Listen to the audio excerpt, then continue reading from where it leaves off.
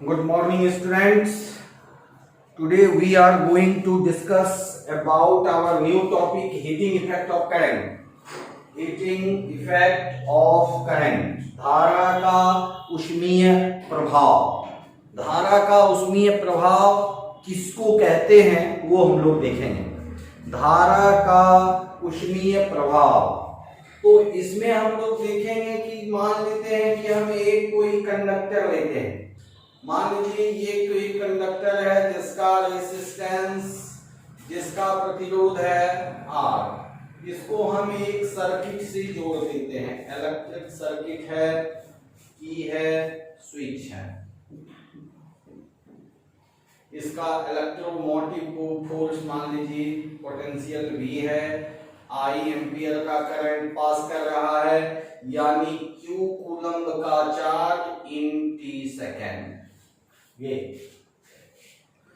तो जब हम धारा का ऊष्मीय प्रभाव किसको कहते हैं? जब किसी चालक पदार्थ से विद्युत धारा प्रवाहित होती है तो उसके दोनों सिरों के बीच का विभवांतर मेंटेन्ड रहता है.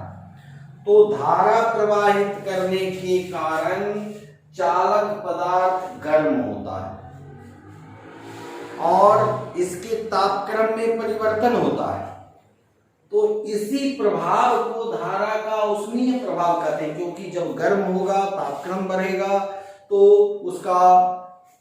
उसको हम लोग कहेंगे हीटिंग इफेक्ट. कि when some amount of electric current passes through a conductor then its temperature gradually increases and it produces heating effect. This phenomenon is called heating effect of current. इसको हम लोग धारा का ऊष्मीय प्रभाव कहते हैं. जब किसी सुचालक पदार्थ से धारा प्रवाहित की जाती है तो चालक पदार्थ का तापक्रम बढ़ता है और तापक्रम जब बढ़ता है तो इस घटना को धारा का ऊष्मीय प्रभाव कहते हैं. अब देखिए इसके लिए हम लोग निकालेंगे इसका एक्सप्रेशन, व्यंजक निकालेंगे.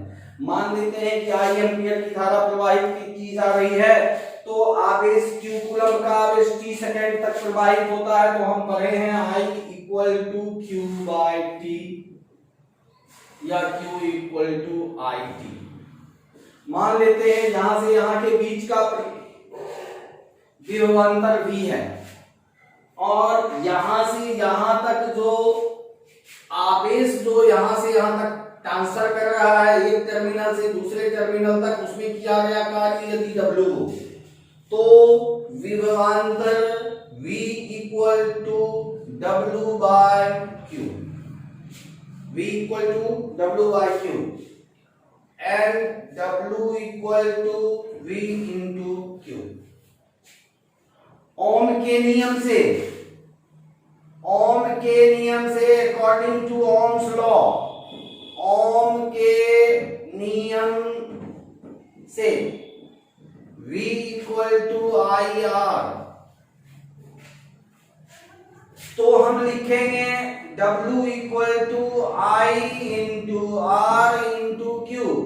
I into R into Q की जगह लिखेंगे IT. तो I square R into T.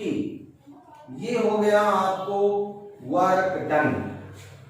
और amount of work done is equal to heating effect produce. This is equal to energy, ऊर्जा के बराबर होता है. और ऊष्मीय प्रभाव क्या है? उष्मा ऊर्जा का एक रूप है. सो if amount of work done W equal to H equal to I square R T. ये हो गया हमारा formula. amount of work done equal to H equal to I square R T. तो ये हो गया I amount of electric current, R resistance, T time. ये धारा का मान, ये उसका प्रतिरोध, ये समय. तो इसी फॉर्मूला पे जूल ने एक रूल दिया जिसको जूल के ऊष्मीय प्रभाव का नियम कहते हैं. Joule's law of heating effect of current. तो according to Joule according to Joule, Joule कहा, जूल के अनुसार,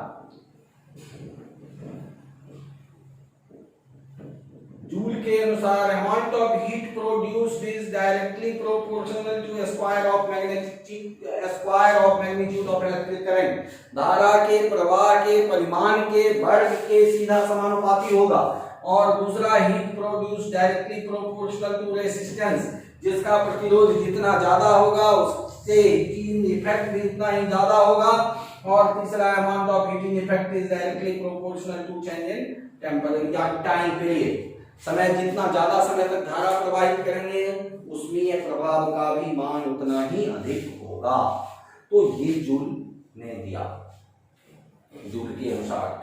तो इसलिए धारा का प्रवाह अधिक होना चाहिए, प्रतिरोध अधिक होना चाहिए, अधिक। उसमें शॉर्ट आंसर टाइप क्वेश्चन पूछते हैं कि हीटर का कॉइल नाइक्रोम का बना होता है, क्यों? क्योंकि नाइक्रोम का दो चीज है, एक प्रतिरोध बहुत ज्यादा है जिसके कारण ज्यादा हीटिंग इफेक्ट करेगा, और दूसरा गलनांक, मेल्टिंग पॉइंट बहुत ज्यादा है। तो nichrome has maximum resistance and maximum melting point, due to which it is used as coil, making coil of electric heater or electric iron।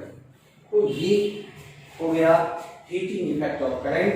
Heating effect में हम लोग मेन फॉर्मूला जो हमारा आया I स्क्वायर RT और V into एक और V into I into T। तो एक और हो सकता है I R equal to V, तो एक और V into I into T, ये भी एक फॉर्मूला हो गया। तो ये हो गया अमाउंट ऑफ हीटिंग इफेक्ट, धारा का उष्मीय प्रभाव। तो ये पूछता है, इससे रिलेटेड न्यूमेरिकल्स पूछे जाते हैं और शॉर्ट आंसर टाइप क्वेश्चन पूछे जाते हैं कि कॉइल जो होता है, कॉइल के बारे में कि क्यों उसका यूज करते हैं। तो ये हो गया आपको हीटिंग इफेक्ट ऑफ करंट। ये टॉपिक फिनिश, इसके आज के लिए ये इतना ही। फिर हम लोग नेक्स्ट टॉपिक में डिस्कस करेंगे इलेक्ट्रिकल पावर। तो कभी कभी इसमें एक चीज और पूछ देता है कि ऊर्जा, उष्मीय ऊर्जा, हीटिंग एनर्जी, हीटिंग एनर्जी, उष्मीय ऊर्जा इसको कहते हैं। जब धारा प्रवाहित करेंगे तो इसमें जो वर्क डन होगा, उष्मीय मान जो प्राप्त होगा, इसी उष्मीय मान को उष्मीय ऊर्जा भी कहते हैं। सेम चीज है, तो कंफ्यूजन के लिए कभी कभी बदल दिया जाता है टॉपिक, तो ये सेम है, इसी उष्मीय मान को उष्मीय ऊर्जा भी कहते हैं। ठीक है, तो आज के लिए इतना ही। Thank you, have a nice day.